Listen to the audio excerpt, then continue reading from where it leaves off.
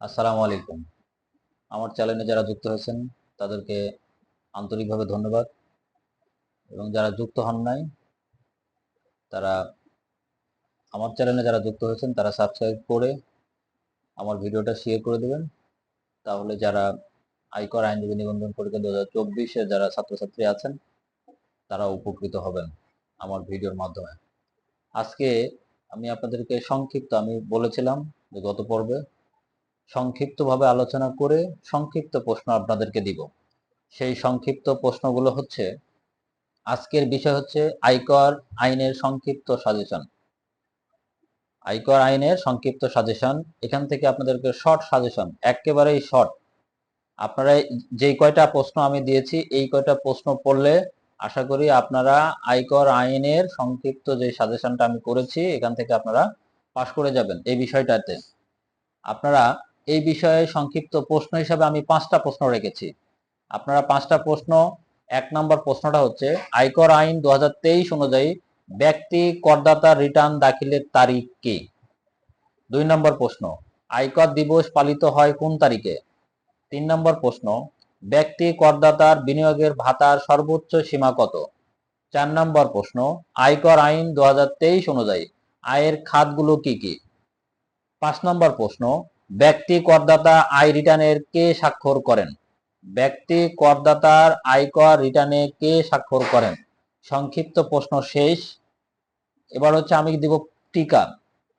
এখান থেকে টিকা আসবে একটা অথবা দুইটা, সেখান থেকে আমি 5টা টিকা আপনাদেরকে দিয়েছি।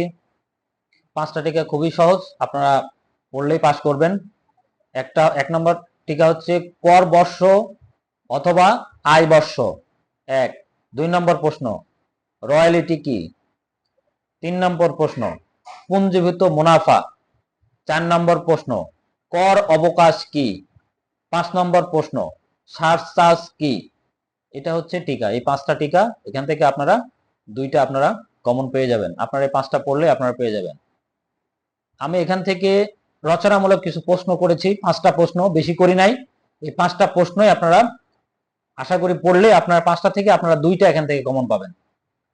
5টা প্রশ্নের মধ্যে 1 নম্বর প্রশ্নটা হচ্ছে আয়কর কি?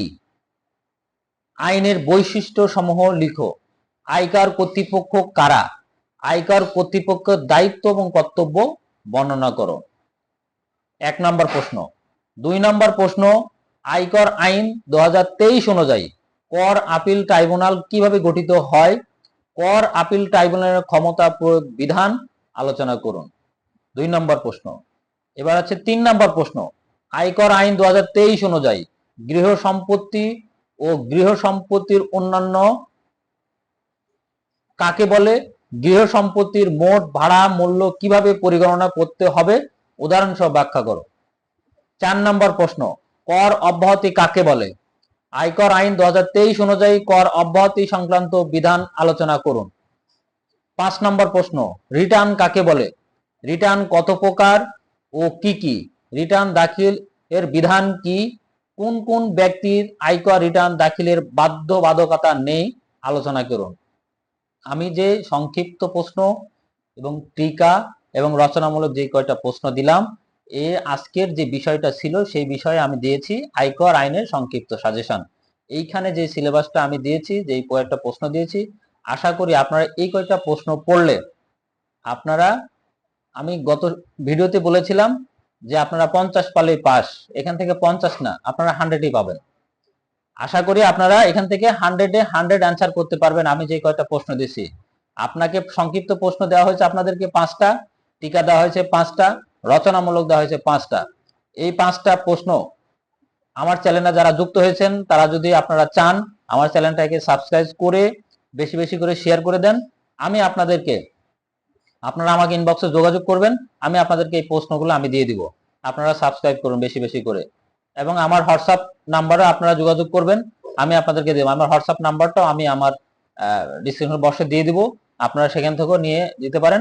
আমি সেখানেও প্রশ্নটা দিয়ে দিব। আমি প্রশ্নটা এই জন্য দিচ্ছি না, ভিডিওটা বড় হবে এই জন্য আমি দিচ্ছি না, আমি মুখে বলে দিলাম। আপনারা কারো যদি প্রয়োজন হয়, আমার ভিডিওটা ভালো লাগলে আপনারা সাবস্ক্রাইব করে শেয়ার করে দেবেন, বেশি বেশি করে শেয়ার করে দেবেন। পরীক্ষার বেশি সময় নাই, আপনারা শেয়ার করে দিলে আরো এখান থেকে অনেক ছাত্রছাত্রী যারা উপকৃত হবে আমার প্রশ্নটা পেলে। তা আমি আশা করবি সবাই বুঝতে পেরেছেন। সবাই ভালো থাকুন, সুস্থ থাকুন। আল্লাহ হাফেজ। আসসালাম।